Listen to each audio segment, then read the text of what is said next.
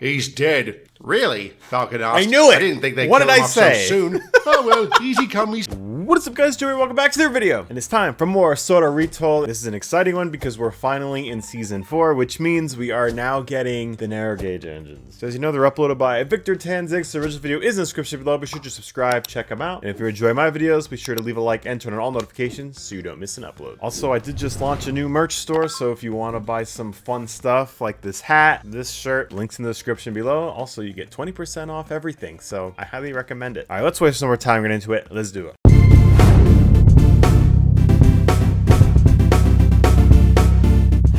Once upon a time, there were 3 engines who lived in their own little shed on their own little railway. Their names were Duke, Stuart, and Pigeon. Falcon, sorry.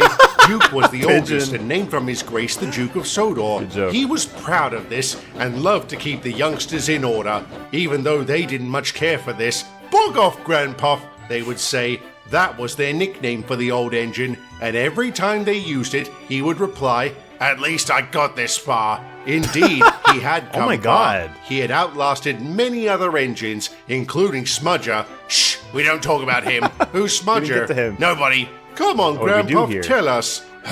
All right. Smudger was a show-off. He Curious rode what his roughly and lore often is. came off the rails. I warned him to be careful, but he took no notice. Listen, Dukey, who worries about a few spills? We do around here, I would say, but Smudger just laughed. Ha ha ha ha ha ha ha. Then one day The other Manager one's said he better. was going to make him useful at last. Smudger stopped laughing then. Why? What did he do? He killed him. He dismantled the git piece by piece. I tell you what, the scream. I mean, honestly, he was better off being put out of his misery than being turned into a generator for the rest of his life. So honestly, I think that's just the best case scenario for him. Screams were legendary. If I mean, he was buried alive too. So again, that was probably the best case scenario for him. You know, the whole story was made up just to make everyone else behave. I don't know. know better, Grandpa. I think you were getting off on this. Then you clearly do know better. After that, Stuart and Falcon became really useful engines, and all 3 were happy together for many years. He gets as off happy on as it. one can be working in an environment where death is the penalty for impertinence. I guess the moral of the story is, if you want to keep your employees in line, the threat of violence is a good place to start. Correct.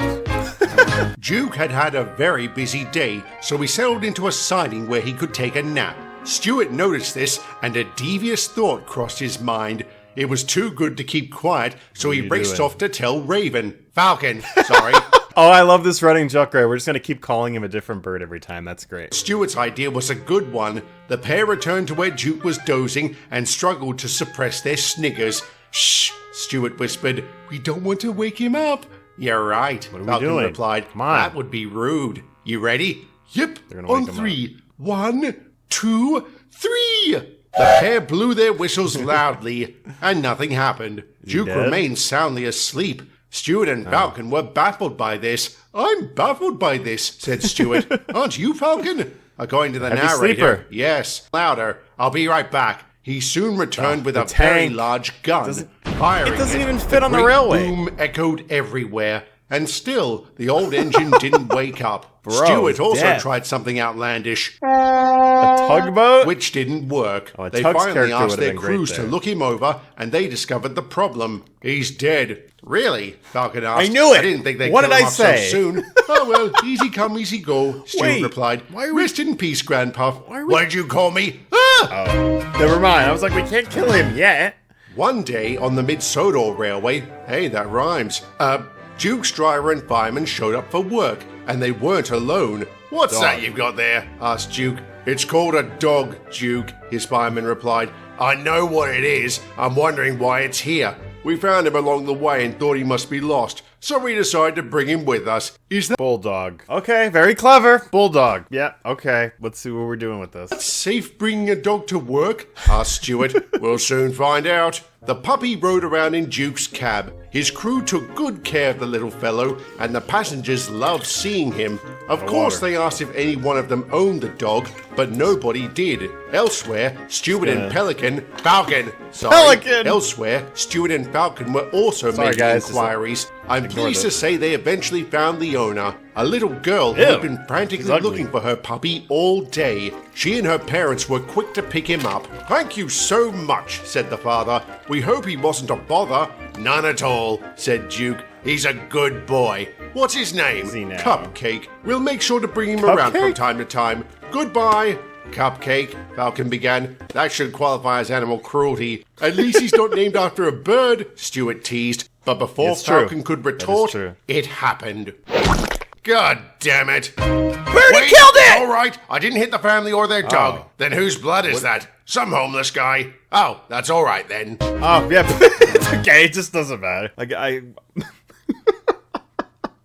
Duke is the workhorse of the Mid-Sodor Railway. He always pulls his trains, even when he isn't feeling well. As the oldest engine on the line, he felt it was his responsibility to teach his younger colleagues. But as you might expect, Stuart and Falcon didn't enjoy being lectured to. And in their defense, the old engine had a tendency to go on and on. At last, the pair lost patience and decided to do something about it. We have, haven't you? No? Oh, wait, hang on. The narrator's... Ha ha! Don't you think that was a bit much? No. Can't just kill him like that, again, though. That'll be you. Got it? Yep. Okay, so... what now? Now I get my revenge. Oh. Huh? He can't die. You should have made your first shot count. Die, fool! Ah! You aim for the king, you best not miss. If you should visit a part of Sodor that has a large lake, a huge slate quarry, and a heavily fortified army base, you may also find two little engines named Skarloey and Rheneas. They work on their own railway and are very busy. Then one day, Duke, Stuart, and Falcon showed up. "What are you doing here?" Skarloey asked. "Our railway closed," Duke began, "because somebody sold it to pay off a gambling debt." Wait, "It so wasn't we're just skipping to this? Okay. Gambling, Stuart protested. "It was drugs." "Glad to know I'm not alone," said Rheneas. "At any rate, welcome to the Skarloey Railway. Is this place named after you?" Falcon asked. "Yep," Skarloey replied, "and I look forward to showing you four around." "There's only three of us. He can't count. Shall we get started?" Skarloey and Rheneas led their new co-workers on a tour of the line. The trio were in awe of its natural beauty and vibrant industries. Looks like they a were even regular brought to the army base and were granted permission to come inside. The moment they did, they were surrounded by soldiers. "You're under arrest for drug trafficking," the This is what happens in GTA. commanding officer bellowed. Then, as if by reflex, Stuart, Falcon, Skarloey, and Rheneas all said the same thing. "It's not mine! I was just holding it for a friend!" "Wait, are you four carrying? Drug Unison. Things are really taking a turn. Falcon was in a bad mood. "I'm in a bad mood." "Do I want to know why?" asked Stuart. "Even if you don't, I'm still going to tell you. I woke up feeling ill, but my driver said I still had to work. And the coaches were very rude to me when I picked them up. They called me a blueberry."